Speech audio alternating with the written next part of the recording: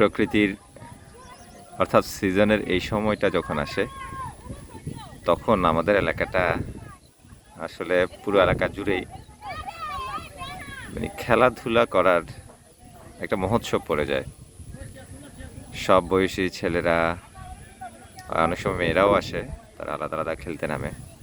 তো পুরো এলাকার চারপাশে যে মাঠ জেগে ওঠে বা কাপ্তাই লেকের পানি জমে গেলে সেইগুলোতে খেলাধুলা করে। দেখেন আপনারা কতগুলো মানুষ জড়ো হয়েছে, যে 3টে মাঠ, ওই যে উপরে একটি,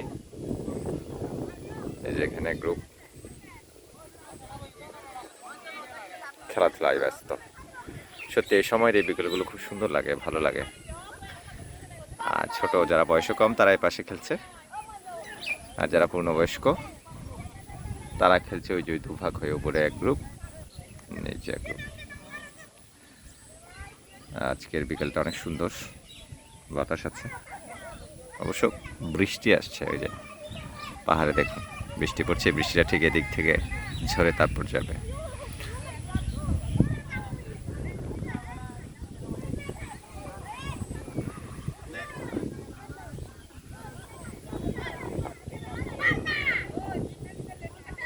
এই যে খেলা শুরু হয়েছে ছোটদের, এই সময়টা খুব মিস করি আসলে।